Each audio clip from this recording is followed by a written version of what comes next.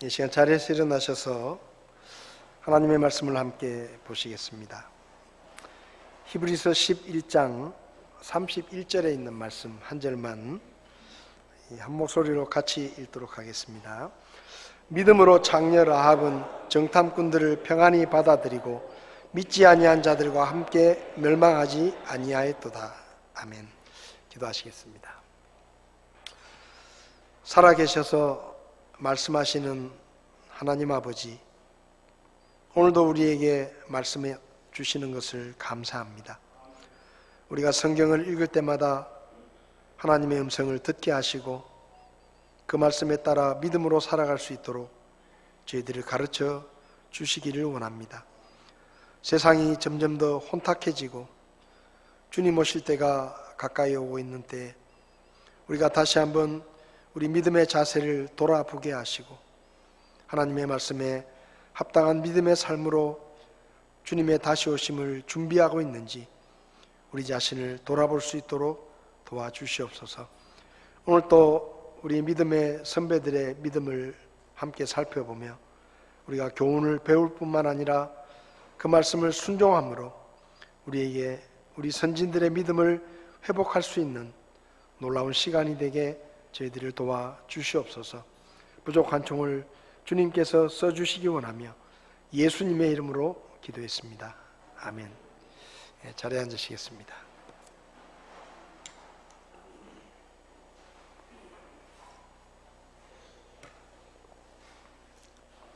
주일 아침에 선진들의 믿음을 회복하라라는 주제로 말씀을 나누고 있습니다. 오늘 본문에 나오는 라합이라는 여인은 사실은 어떻게 보면 참 부끄러운 직업을 가졌던 그런 여인입니다. 성경을 보면 믿음으로 장녀 라합은 이라는 이름으로 라합을 여리고의 장녀였다라고 소개합니다. 라합은 여리고성에서 남자들에게 몸을 파는 장녀였습니다. 누구도 가까이 하고 싶지 않고 관심을 갖고 싶어 하지 않는 그런 어떻게 보면 잊혀진 사람들의 관심에서 벗어나 있는 그런 여자였습니다. 성경에 사람들의 직업을 여러 가지로 소개하는데 이 장녀라고 하는 직업은 사실은 성경에 기록되기에도 민망스러운 그런 직업이라고 이야기할 수도 있습니다. 그런데 마태복음 1장을 보면 이 장녀 라합의 모습이 완전히 달라져 있는 것을 우리는 보게 됩니다. 마태복음 1장을 보면 예수님의 족보가 나오는데 그 마태복음 1장 5절을 보면 살몬은 라합에게서 보아스를 낳고 보아스는 룻에게서 오벳을 낳고 오벳은 이새를 낳고 이새는 다윗 왕을 낳았다. 그렇게 기록되어 있습니다. 이방인이었던 가나안 땅의 여리고 성에 살던 장녀, 정말 보잘것없고 사람들조차도 좋아하지 않는 그런 여인의 이름이 예수님의 족보에 적혀 있습니다. 마태복음 1장 16절을 보면 야곱은 마리아의 남편 요셉을 낳았는데 마리아에게서 그리스도라 하는 예수님이 태어나시니라. 라합의 이름이 기록되어 있는 그 족보는 그냥 보통 사람의 족보가 아니라 하나님의 아들이신 예수님의 족보였습니다. 여리고의 장녀였던 이방 여자 라합이 어떻게 하나님의 아들이신 예수님의 족보에 그 이름이 기록되고 후세 사람들에게 기억되는 그런 변신을 했을까? 말 그대로 인생 역전입니다. 정말로 부끄러운 직업을 가지고 있었던 한 여자가 어찌 해서 예수님의 족보에 이름을 올리는 예수님의 조상 중에 한 사람이 되었다라는 이야기는 신데렐라의 이야기보다 훨씬 더 충격적이고 그리고 놀라운 이야기입니다. 그녀에게 무슨 일이 일어났길래 여리고의 장녀 라합이라고 사람들에게 알려져 있던 여자가 예수님의 족보에 이름이 올라가는 영광스러운 여인으로 바뀌었을까? 한마디로 말하면 라합의 믿음 때문입니다. 그것 말고는 설명이 안 됩니다. 오늘 본문에도 보면 믿음으로 장녀 라합은 정탐꾼들을 평안히 받아들이고 믿지 아니한 자들과 함께 멸망하지 않았다. 라합의 인생을 바꾸어 놓은 것은 돈이나 어떤 그의 수고나 노력이나 이런 것들이 아니라 믿음이었다라고 성경은 이야기합니다. 라합의 믿음은 운명을 바꾸는 믿음이었습니다. 저는 오늘날 이 시대를 살아가는 저와 여러분들에게 우리의 운명을 바꾸는 그런 믿음이 회복되었으면 좋겠습니다. 오늘 우리의 삶을 변화시키고 내일 우리의 삶을 바꾸고 우리의 미래를 바꾸는 변화시키는 살아있는 믿음, 그저 어제나 오늘이나 변함이 없는 1년 전이나 지금이나 별 다를 바가 없는 그런 삶이 아니라 어제와 오늘의 삶이 다르고 오늘과 내일의 모습이 달라지고 우리의 믿음 때문에 한 달 후에 우리의 삶이 1년 후에 우리의 삶이 달라지고 변화되는 그런 역동적인 우리의 미래와 운명을 바꾸어 놓는 믿음이 바로 이 라합의 믿음이었는데 오늘 저는 저와 여러분들에게 이 운명을 바꾸는 믿음을 회복하는 그런 시간이 되었으면 좋겠습니다. 작년에 여러분의 모습과 1년이 지난 지금의 모습 한번 비교를 해보십시오. 뭐가 달라졌는가? 내 삶이 어떻게 변화되었는가? 내 삶은 달라져 가고 있는가? 아니 나는 변화되어져 가고 있는가? 작년의 내 모습과 지금의 내 모습은 얼마나 달라졌고 얼마나 변화되었는가? 작년이나 지금이나 별 다를 바 없이 그저 그런 믿음의 삶을 살고 있다고 하면 저는 저와 여러분들의 믿음의 모습이 좀 달라졌으면 좋겠습니다. 그래서 우리의 삶에 변화들이 일어났으면 좋겠습니다. 라합이 가진 믿음은 라합의 인생을 송두리째로 변화시켰던 믿음이었습니다. 라합이 성경에 처음 등장하는 것은 여호수아 2장에서 처음으로 라합이라는 여인이 등장합니다. 눈의 아들 여호수아가 은밀히 정탐하려고 시팀에서 두 사람을 보내며 이르되 가서 그 땅과 여리고를 엿보라 하매 그들이 가서 라합이라는 이름의 장녀의 집에 들어가 거기 머물더라. 여호수아가 여리고성에 간첩을 두 사람을 보냅니다. 여리고성이 형편이 어떤지 우리가 여리고성을 쳐야 되는데 형편을 좀 알아보고 오너라 하고 두 사람을 보냈는데 이 두 사람이 여리고성 안에 들어가서 누구의 집에 머물게 됐는가 하면 바로 이 라합의 집에 머물게 되었습니다. 아마도 라합은 여관을 운영하고 있었던 것 같습니다. 여관을 운영하면서 남자들에게 자기의 몸을 파는 그런 일을 하고 있었던 것 같습니다.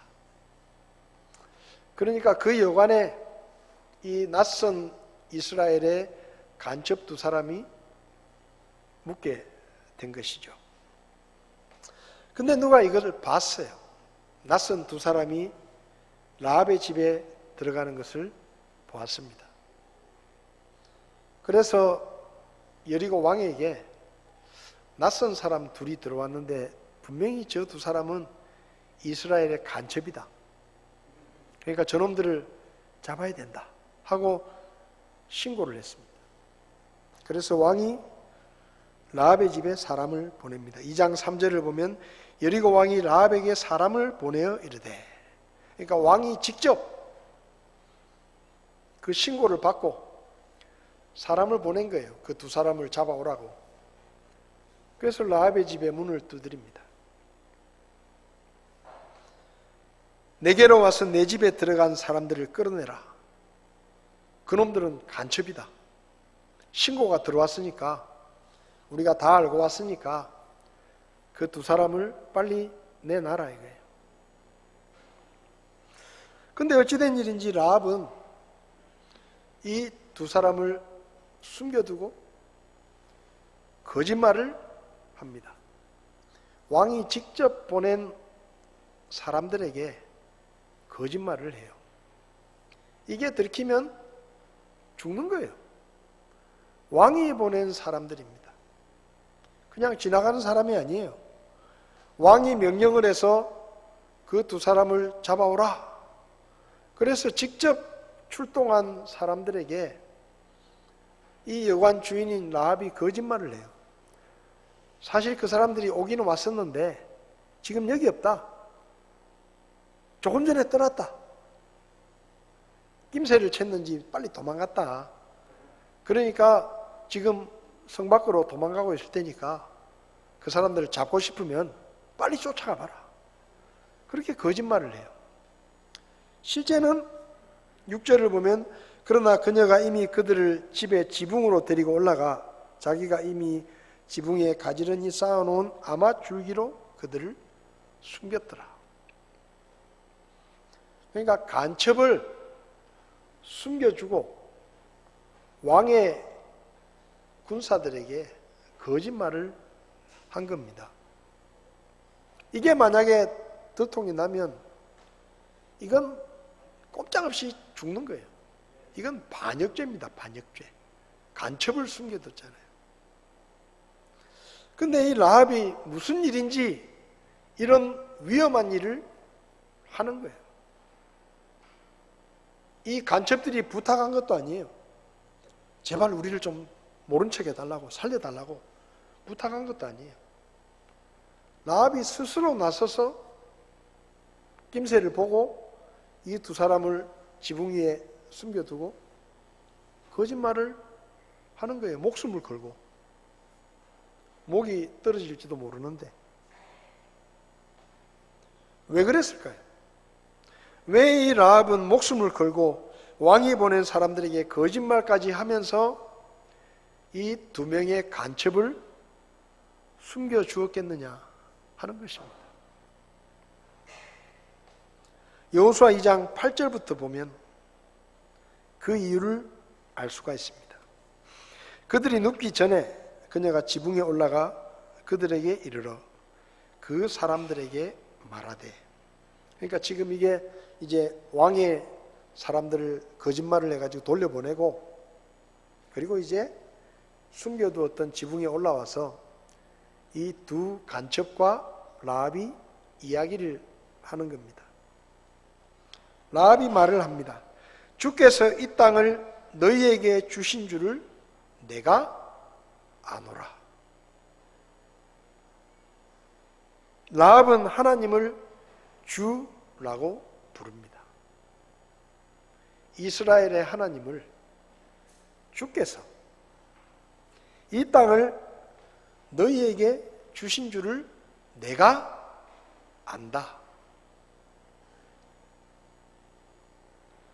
너희의 두려움이 우리에게 임하였고 또 이 땅의 모든 거주민이 너희로 인하여 기력을 잃었나니 너희가 이집트에서 나올 때 주께서 너희를 위해 홍해물을 마르게 하신 일과 너희가 요르단 저편에 있던 아모리 족속의 두 왕 시혼과 옥에게 행한 일, 곧 그들을 진멸할 일을 우리가 들었노라. 그러니까 이 여리고에 살고 있었던 이 라합이 두 명의 이스라엘 간첩에게 물은 것도 아니고 이 이스라엘 사람들이 왜 우리를 숨겨주느냐고 물은 것도 아니고 대답을 요구한 것도 아닌데 라합이 올라오더니 자기 스스로 말을 하는 거예요. 당신들의 하나님이 이렇게 말하지 않습니다. 주께서. 그러니까 이스라엘의 하나님을 주라고 부르는 거예요. 믿는다는 이야기입니다.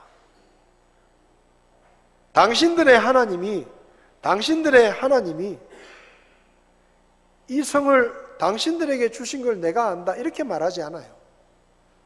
주께서. 여리고에 있는 대부분의 사람들은 이스라엘의 하나님은 여러 신들 중에 하나, 많은 신들 중에 하나로 생각했을 거예요. 만약에 그랬다고 하면 너희들의 하나님이라고 이야기하는 게 맞습니다. 왜냐하면 자기들이 믿는 신이 있거든요. 여리고성 사람들이 믿고 있는 신이 있다 이 말입니다.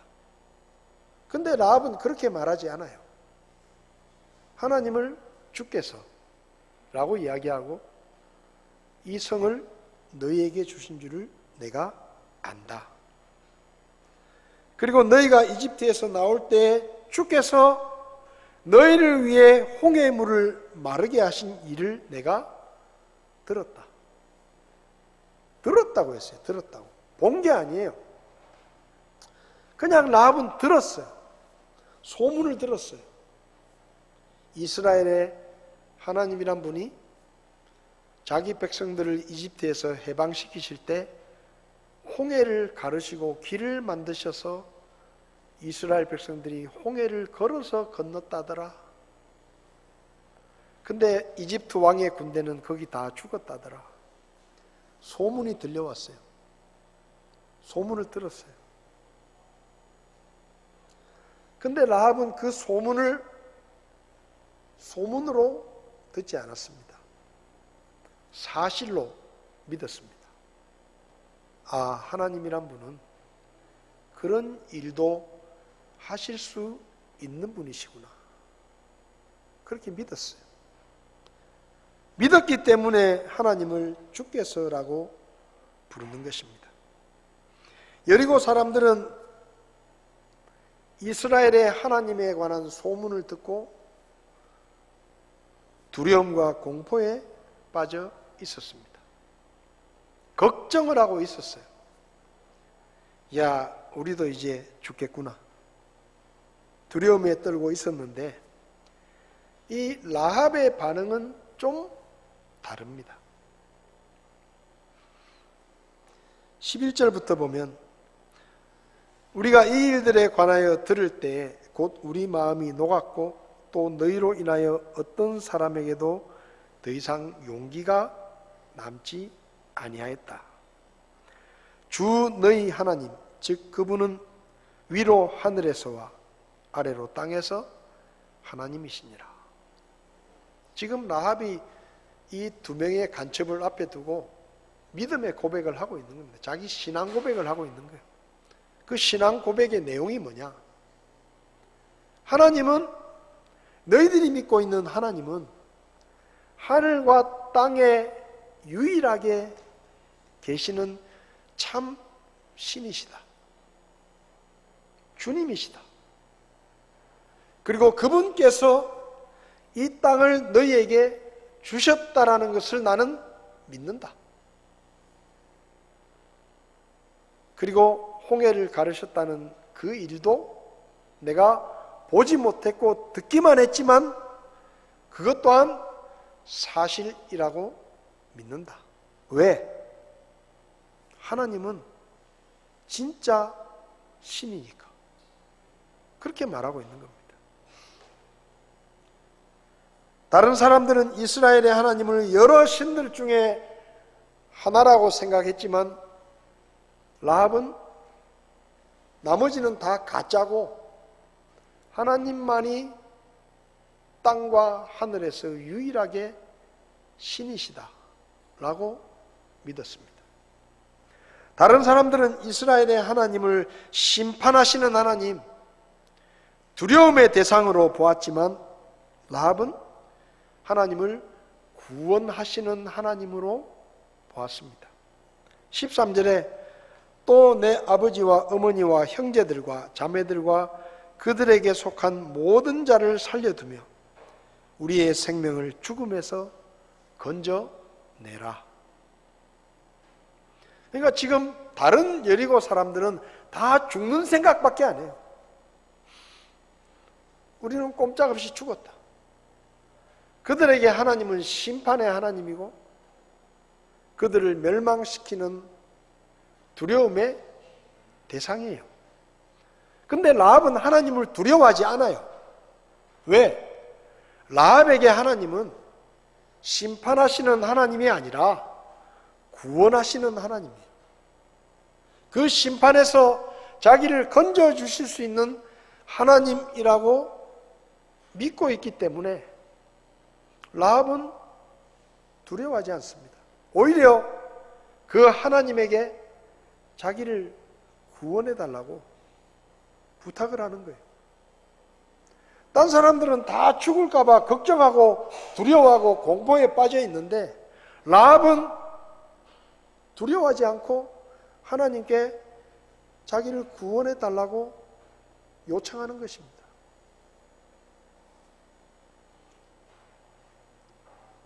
그렇게 라합이 믿음을 고백하면서 신앙 고백을 하니까 그 신앙 고백에 두 명의 정탐꾼들이 답을 해줍니다. 답을. 뭐라고 말하느냐? 여호수아 2장 14절에 내가 우리의 이 일을 입 밖에 내지 아니하면 우리 생명으로 너희 생명을 대신할 것이고 주께서 우리에게 그 땅을 주실 때에 우리가 친절하고 진실하게 너를 대접하리라. 당신이 말한 대로 주님께서 이 땅을 우리에게 주실 텐데 그 심판의 날에, 그 멸망의 날에 당신과 당신 가족들에게는 구원이 임할 것이다 라고 이야기하는 겁니다. 내가 우리로 하여금 서약하게 한 너의 이 맹세에 관하여 우리가 비난을 받지 아니하리라. 18절에 보라 우리가 이 땅에 들어올 때 너는 우리를 달아내린 창에 주홍색 실로 된 이 줄을 메어두고 내 아버지와 어머니와 형제들과 내 아버지의 온 집안을 내 집으로 데려와라.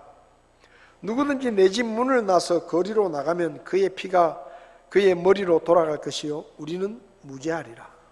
누가 너와 함께 집에 있든지 어떤 사람이 그에게 손을 대면 그의 피가 우리 머리로 돌아오려니와 만일 내가 우리의 이 일을 입 밖에 내면 내가 우리로 하여금 서약하게 한 맹세에서 우리가 벗어나리라.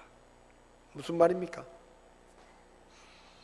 네가 목숨을 걸고 우리를 숨겨주었는데 그 일에 대해서 앞으로도 입을 닫고 비밀을 지키고 그리고 이 창에 붉은색 줄을 매놓고 당일날 네 가족들을 다 모아가지고 그 집 안에 머물러 있으면 이 집에 있는 사람들은 산다 이 말이에요.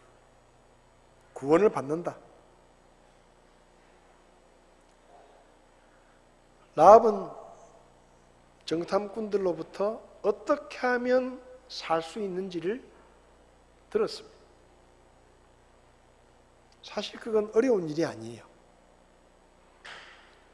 그냥 창문에 붉은 줄 하나 매달아 놓고 이스라엘이 공격하는 날 자기 식구들 다 데리고 와가지고 여관이니까 방도 좀 많을 거 아닙니까?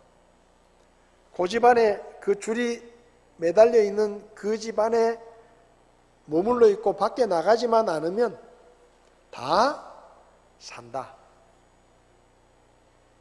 그게 뭐 어렵습니까? 어려운 일입니까? 사람들에게 말해요. 당신이 무슨 죄를 지었든지 어떤 사람이든지 십자가에 돌아가시고 부활하신 예수님을 하나님의 구원자로 믿기만 하면 당신은 삽니다. 지옥에 가지 않습니다. 심판을 받지 않습니다. 구원을 받습니다. 그렇게 이야기하면 사람들이 뭐라고 말하는지 아세요? 너무 쉽다. 너무 쉬워서 못 믿겠다. 너무 쉬워서 못 믿겠다는 거예요. 근데 그 말이 이해가 돼요. 왜냐하면 지금까지 우리가 살면서 그렇게 쉬운 일은 경험한 적이 없어요. 뭘 하나를 하더라도 반드시 내가 대가를 치렀어요. 하다못해 빵을 하나 먹더라도 돈을 냈다 이 말이에요. 내가 뭔가를 했어요. 그래서 누가 나한테 그냥 공짜로 뭔가를 베풀어 주는 일을 경험한 적이 별로 없는 거예요. 살면서 그런 일이 정말로 별로 없었던 거예요. 근데 하나님이 예수님을 믿기만 하면 그 무서운 심판을 면하게 해주시고 지옥에서 건져주시고 공짜로 천국에까지 가게 해주신다? 그 말도 안 되는 얘기 하지 마라 이거예요. 너무 쉽다는 거예요. 너무 쉬워서 못 믿겠다. 근데 이단들은 그렇게 쉽게 말 안 하거든요. 이단들은 쉽게 말 안 해요. 돈 좀 갖고 와라 이렇게 말을 해요. 네가 구원받으려면 돈도 좀 내야지. 네가 구원받으려고 하면 뭔가 사람들도 좀 많이 데리고 와야지. 우리한테 뭐 보탬이 돼야지. 우리 교주님한테 네가 뭘 좀 해야지. 근데 잘 믿어요. 왜? 공짜가 아니거든. 공짜가 아니거든요.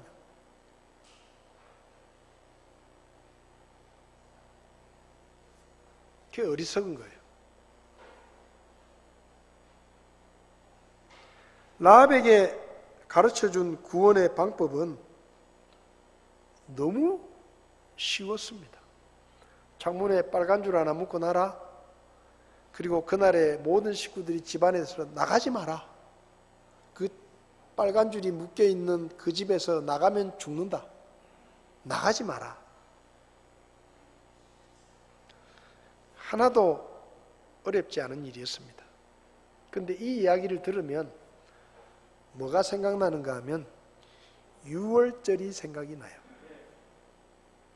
6월절에 죽음의 사자가 이집트 땅을 덮칠 때 하나님께서 이스라엘 백성들에게 말씀하셨습니다.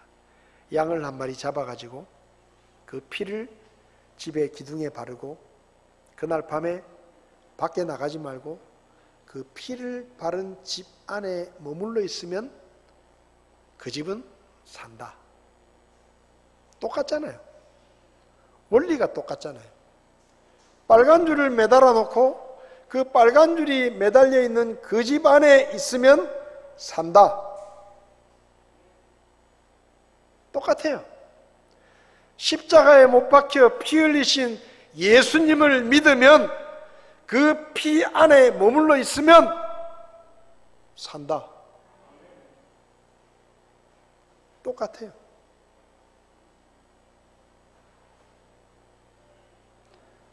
라합은 그 정탐꾼들의 말을 듣고 즉시 창문에 줄을 매답니다. 이 즉시라는 말이 중요해요. 그 말을 듣자마자 정탐꾼들이 떠나자마자 21절을 보면 그녀가 이르되 너희 말대로 되리라 하고 그들을 보내어 떠나가게 하고 주홍색 줄을 창에 메어 두니라. 그 말을 듣자마자 아직 이스라엘이 쳐들어온 거 아니에요. 나중에 쳐들어올 때 매달아도 돼요. 그렇잖아요. 다음에 며칠 있다가 낌새가 보이면 이스라엘 군대가 와서 얼쩡얼쩡거리면 그때 줄을 매달라고 했지. 그때 매도 돼요. 그래도 안 죽어요. 근데 이 사람들이 떠나자마자 주홍색 줄을 묶어 놓습니다. 그게 뭐예요? 믿음이에요. 그게 믿음이에요.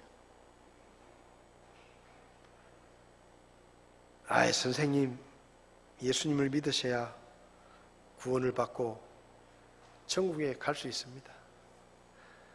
목사님, 제가 귀에 딱지가 생기도록 그 소리 엄청 많이 들었습니다.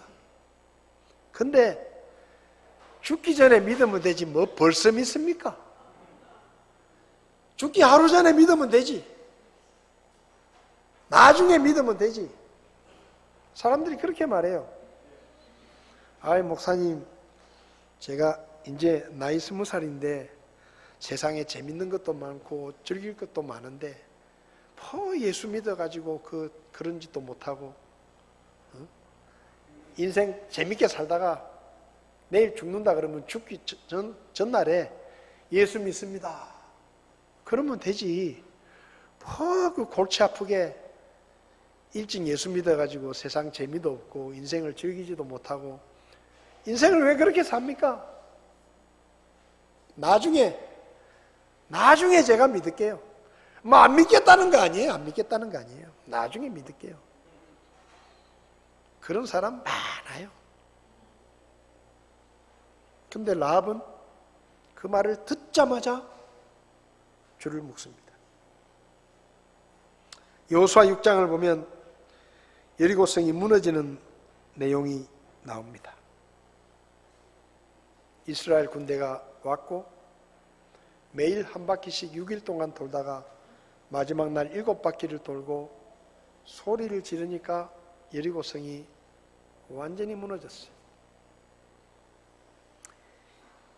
여호수아 6장 22절에 그러나 여호수아가 그 지역을 정탐한 두 사람에게 이르되 그 창녀의 집에 들어가 너희가 그 여인에게 맹세한 대로 그녀와 그녀에게 속한 모든 것을 데리고 나와라. 그래서 그 두 명의 간첩이 자기들이 묵었던 라합의 집을 찾아가서 그 집안에 있는 라합의 식구들을 다 데리고 나옵니다. 25절에 그녀의 아버지의 집안과 그녀에게 속한 모든 것을 살려두었다. 여러분, 좀 이상하지 않습니까? 이 라합의 집은 성경 내용을 보면 자기 집 창문에서 간첩들을 창밖 성벽으로 달아내려 가지고 밖으로 도망가게 했어요. 그죠? 그러니까 이 라합의 집은 여리고 성벽 위에 있어요. 성벽 위에. 근데 20절을 보면 제사장들이 나팔을 불매 백성이 그렇게 외치니라. 백성이 나팔 소리를 들을 때 크게 소리질러 외치니 성벽이 납작하게 무너져 내리므로 백성이 각각 곧장 자기 집으로 자기 앞으로 나아가 도시로 올라가 도시를 점령했다. 이스라엘 백성들이 여리고성을 뺑 둘러싸고 있습니다. 소리를 지릅니다. 여리고 성벽이 동서남북으로 다 무너졌어요. 그래서 이스라엘 사람들이 바로 자기 앞으로 성으로 들어갔다 그랬어요. 그러니까 여리고성이 다 무너진 거예요. 성벽이 완전히 성경 말씀대로 하면 납작하게 무너졌어요. 근데 라합의 집이 어디 있다고요? 성벽 위에. 성벽이 납작하게 무너졌는데 성벽 위에 있는 라합의 집은 멀쩡한 거예요. 창녀입니다. 여관이에요. 잘 지어놨겠어요? 튼튼하게 돈 많은 부잣집처럼 아주 좋은 재료를 가지고 절대로 무너지지 않게 튼튼하게 집을 지었겠어요? 어쩌면 집이 너무 오래돼 가지고 비도 새고 허술하고 오래된 바람만 좀 불면은 무너질 것 같은 그런 초라한 집일지도 모릅니다. 그런 일을 해가지고 돈을 벌어봤자 얼마나 돈을 많이 벌었겠어요. 그 집을 지었으면 얼마나 좋은 집을 지었겠어요. 그런데 여리고의 부자들이 이 성벽 위에 집이라는 것은 우리나라로 따지면 강남에 한강이 보이는 한강뷰 집입니다. 전망이 좋아요. 그렇잖아요. 전망이 좋아요. 탁 트였잖아요. 부자들도 거기 집을 많이 지었을 거라고 생각이 듭니다. 좋은 재료로 튼튼하게 성밖이 잘 보이는 경치 좋은데 멋지게 집을 짓고 고급 주택을 짓고 살았겠지요. 근데 그런 집은 다 무너졌어요. 그런 집은 다 무너졌다 이 말이에요. 성벽과 함께. 근데 별 볼 일 없는 라합의 집은 멀쩡한 거예요.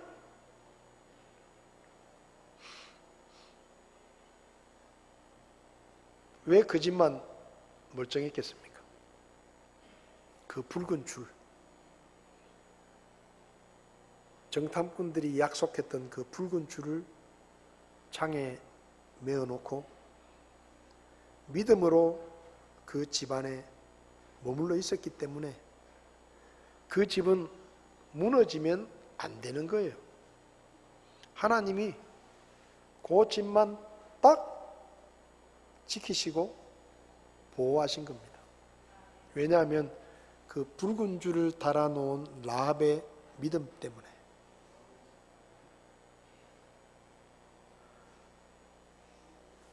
라합은 믿음이 없는 백성들 가운데 살았지만 그들과 함께 멸망하지 않고 믿음으로 살아남았습니다.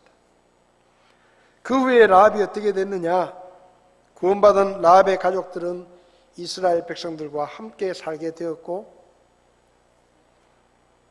유다 지파의 수장이었던 나손이라는 사람의 아들 살몬이 이 라합을 보고 반해가지고 청혼을 합니다.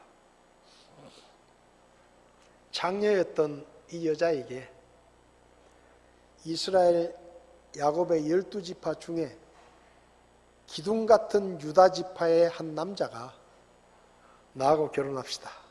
청혼을 해요. 이것도요, 하나님이 하신 일이 아니면 할 수 없는 일이에요. 누가 장녀하고 결혼하고 싶겠어요? 그것도 이방 여자에게. 자기 민족도 아니고. 근데 어찌됐든지 살몬이라는 사람이 라합에게 청혼을 하고 결혼을 합니다. 그리고 라합이 누구를 낳느냐? 보아스를 낳아요. 보아스가 누구냐? 이스라엘이 가장 존경하고 있는 다윗 왕의 증조 할아버지입니다. 기가 막히잖아요.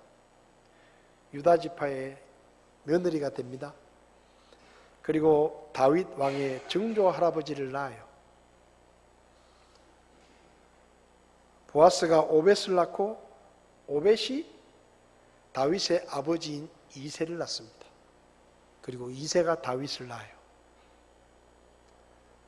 여리고의 창녀였던 여자가 유다 지파의 며느리로 들어와서 다윗 왕의 증조 할아버지를 낳아요. 그리고 계속해서 대가 이어지다가 그 다윗 가문에서 누가 태어나느냐? 예수님이 태어나는 겁니다. 예수님의 조상이 되는 거예요. 만약에 누가 라합에게 아니 여리고의 창녀였던 당신이 어떻게 예수님의 족보에 이름이 올라가는 예수님의 조상이 될 수 있었느냐? 그렇게 묻는다고 하면 라합은 이렇게 대답할 거예요. 나도 모르겠다. 나도 모르겠다. 이게 도대체 무슨 일인지. 내가 한 일은 그저 그 여리고성에 간첩들이 왔을 때 하나님을 믿은 것밖에 없는데 이렇게 말도 안 되는 일이 내 인생에 벌어졌다. 그거밖에 할 말이 없어요. 성경은 분명하게 말합니다. 믿음으로 창녀 라합은 정탐꾼들을 평안히 받아들이고 믿지 아니한 자들과 함께 멸망하지 않았다. 라합의 인생에 일어난 그 모든 변화의 출발점은 믿음이었다. 라합의 인생을 바꾸어 놓았던, 그 운명을 바꾸어 놓았던 것은 라합의 믿음이었다. 여러분, 믿음은 우리의 삶을 변화시킵니다. 말도 안 되는 변화를 만들어냅니다. 우리가 하나님을 믿으면 우리 인생에 절대로 일어날 수 없는 일들이 벌어지고 놀라운 변화들이 일어납니다. 우리는 이미 그 변화를 경험했어요. 저와 여러분들은 용서받지 못할 죄인이었습니다. 영원히 지옥에 가서 영원히 고통 가운데 형벌을 받아야 되는 용서받지 못할 죄인이었습니다. 하나님의 원수인 마귀 편에 서서 하나님을 대적하고 하나님에게 대들고 하나님의 뜻을 방해하는 일에 앞장섰던 하나님의 원수가 우리였어요. 근데 그런 우리가 지금 어떻게 됐습니까? 지금 어떻게 됐습니까? 하나님을 아버지라고 부릅니다. 기가 막히는 거 아니에요? 저는 기도할 때마다 주님 주여라고도 하지만 하나님을 아버지라고 부르는 것을 참 좋아합니다. 어떨 때는요, 기도를 시작하다가 하나님 아버지 그렇게 불러놓고 나면 눈물이 날 때가 있어요. 나 같은 인간이 어떻게 하나님을 아버지라고 부를 수 있는 이런 사람이 될 수 있었을까 생각하면 아버지라고 이름만 불러놔도 가슴이 뛰고 그냥 마음이 좋아요. 하나님을 아버지라고 부를 수 있게 됐어요. 그게 다가 아니에요. 우리가 이 세상을 떠나면 하나님이 예비해 놓으신 그분의 나라, 천국을 상속받습니다. 저는 대한민국이라는 나라에 한 평의 땅도 없습니다. 한 평의 땅도 없어요. 저는 대한민국이라는 나라에 제 이름으로 된 집 한 채 없습니다. 그래서 제가 지금 집을 사면요, 생애 첫 주택 구매 혜택이 많아요. 세금도 많이 깎아주고. 그런데 집을 살 생각이 없습니다. 땅 한 평 없고 집 한 채 없지만 그래도 제가 그렇게 저를 불쌍하게 생각하지 않아요. 어디 가서 기가 죽지 않습니다. 제 친구들 중에 중소기업을 하고 돈 많이 벌어가지고 외제차 타고 다니면서 폼 잡고 다니는 친구들도 꽤 있어요. 그래도 제가 그 친구들 별로 부러워하지 않습니다. 한 번씩 만나면 제가 그렇게 말합니다. 야, 네가 내보다 돈을 잘 버니까 네가 밥을 5번 사면 내가 한 번 살게. 이거 현실적으로 네가 나보다 돈이 많잖아. 그러니까 네가 많이 사야 되는 건 당연하지. 제가 그렇게 얘기를 합니다. 그 친구들이 밥을 산다고 해서 제가 미안하게 생각하지 않습니다. 나보다 돈 잘 벌었으니까. 학교 다닐 때 성적은 나보다 안 좋았는데 공부는 나보다 못했는데 돈은 더 많이 벌었으니까 네가 5번 사는 게 맞다. 대신에 한 번은 내가 산다. 왜 그런지 아세요? 저한테는 집이 있거든요. 하나님 나라에 가면 제 집이 영원한 집이 거기 있습니다. 제 앞으로 등기가 되어 있는 천국의 집이 있어요. 등기부 등본을 보여드릴 수도 있습니다.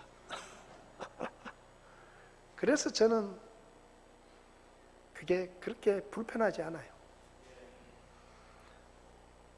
우리가 이렇게 바뀌었습니다.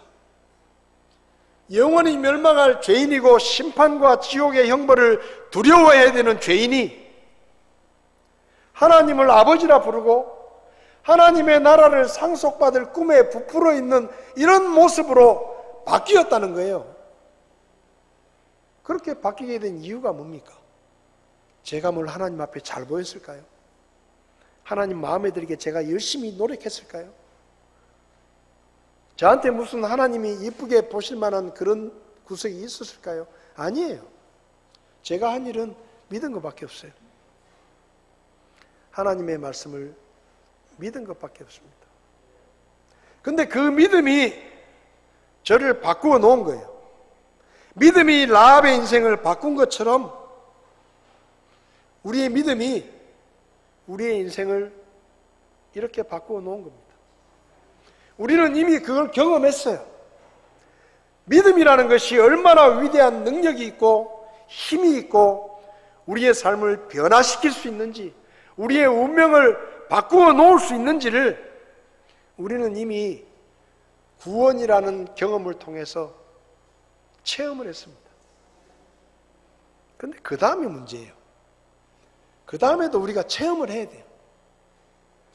믿음 때문에 우리의 삶이 달라지는 체험을 해야 되고, 믿음 때문에 우리의 인생이 바뀌어지는 것을 경험하고, 오늘보다 내일, 내일보다 모레 우리 미래의 모습들이 믿음 때문에 변화되어 가는 것을 경험하면서 살아야 되는데 그렇게 경험을 하지 못해요. 왜? 운명을 바꾸는 믿음이 우리 안에 있는데도 그걸 활용을 못하는 거예요. 망설이고 주저하고 그까짓 그 돈 조금 손해볼까 봐 겁을 내고 사람들에게 좀 안 좋은 소리 들을까 봐 두려워하고 말씀에 순종하기를 망설이고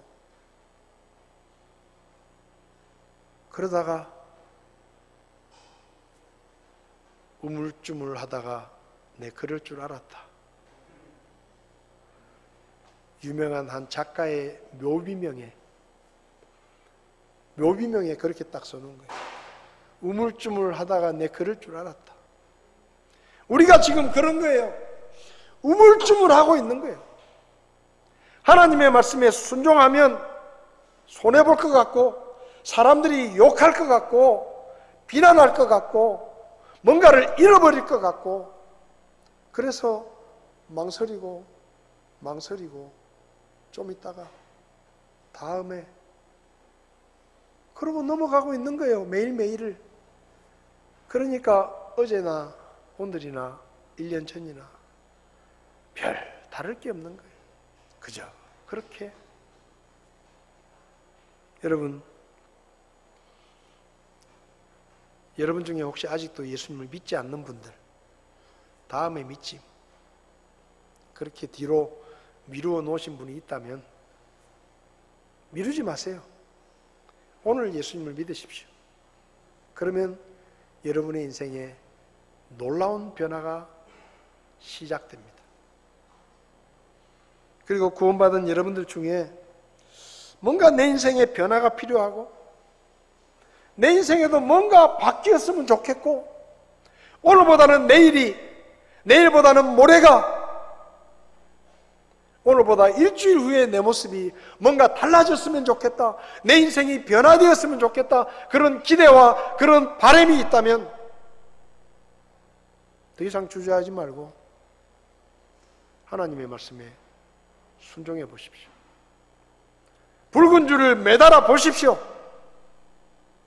창문에 붉은 줄을 매달면 어떤 일이 벌어지는지 믿음으로 도전해 보라 이 말이에요. 주저하고 망설이고 자꾸 뒤로 물러가지 마요. 믿음은 우리의 운명을 바꿔놓습니다. 내일 우리의 모습을 오늘 우리의 믿음이 결정합니다. 우리가 그저 그렇게 우물쭈물하고 있으면 내일도 우리는 계속해서 우물쭈물하게 될 것입니다. 그러나 오늘 우리가 믿음의 선택을 하고 우리의 창에 붉은 줄을 달아 놓으면 그 시간부터 우리의 인생이 달라지게 될 것입니다. 변화가 시작될 것입니다. 그리고 내일 우리의 모습은 분명히 바뀌어져 있을 것입니다. 그게 믿음의 능력입니다.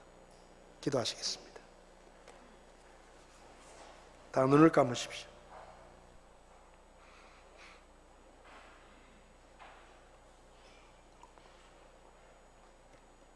여러분 중에 아직도 예수님을 믿지 않는 분들, 구원에 확신이 없는 분들, 더 이상 주저하지 마시고 예수님을 하나님의 구원자로 믿으시기 바랍니다. 그리고 구원받으시기 바랍니다. 목사님, 제가 오늘 설교를 들으며 제가 예수 믿기로 결정했습니다. 지금까지 망설이고 주저했는데 제가 이 순간부터 예수님을 믿겠습니다. 그렇게 결정합니다. 그런 분이 계시면 오른손을 들어주시면 제가 기도해 드리겠습니다. 저도 예수 믿겠습니다. 더 이상 주저하지 않겠습니다. 그런 분 계시지 않습니까? 성도 여러분, 여러분은 하나님의 말씀 앞에서 어떻게 반응하고 계십니까? 주저하고 망설이고 있지 않습니까? 이제 주님의 크신 팔에 여러분을 맡기고 말씀에 순종하는 믿음으로 인생의 놀라운 변화를 경험하시기 바랍니다. 내일 내 인생이 달라지기를 기도만 하지 말고 내일 내 인생이 달라질 수 있도록 오늘 믿음의 선택을 하고 믿음의 결단을 하고 주님의 크신 팔에 여러분의 인생을 맡기시기 바랍니다. 그러면 주님께서 우리의 삶을 바꾸어 주실 것입니다. 여리고의 장녀 라합이 예수님의 조상이 된 것처럼 우리의 삶에도 매일매일마다 놀라운 변화와 인생이 바뀌는 사건들이 일어나게 될 것입니다. 믿음만이 우리의 삶을 바꾸어 놓는다는 것을 기억하시기 바랍니다. 우리 자리에서 일어나셔서 주의 친절한 팔에 안기세 이 찬송 부르시면서 주님의 크신 팔에 제가 안기겠습니다. 순종하겠습니다. 내 생각을 버리고 내 경험을 버리고 주저하는 모습을 버리고 말씀에 순종하며 주님의 팔에 내 인생을 맡기겠습니다. 그렇게 결단하고 주님 앞에서 변화된 인생을 살 수 있기를 바랍니다. 우리 이 찬송 1절 찬송하시겠습니다.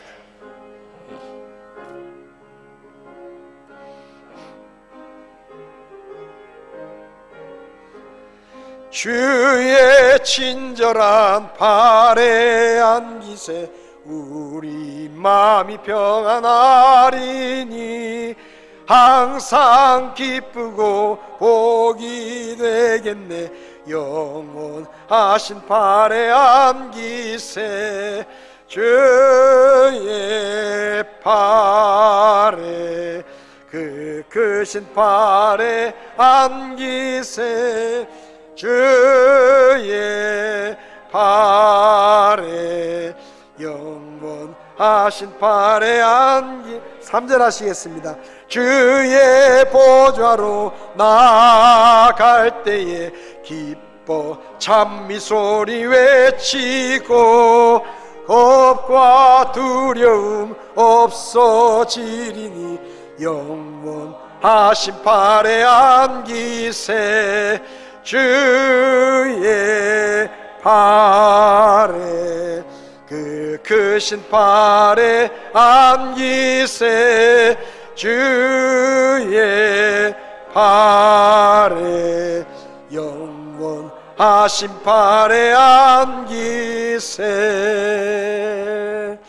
고마우신 하나님 아버지, 우리를 구원해 주신 것 하나님 앞에 감사와 찬양을 드립니다. 우리의 겨자씨만한 믿음을 보시고 우리를 하나님의 자녀로 삼아주시고 천국의 소망을 품게 해주신 그 하나님의 은혜를 감사합니다. 여리고의 창녀 라합이 믿음으로 예수님의 조상이 되는 놀라운 삶의 변화를 경험한 것처럼 우리도 믿음으로 우리의 인생이 내일 달라지고 모레 변화되고 미래가 바뀌는 놀라운 운명이 변화되는 그 놀라운 일들을 우리가 매일의 삶 속에서 경험할 수 있도록 우리에게 믿음을 더해 주시옵소서.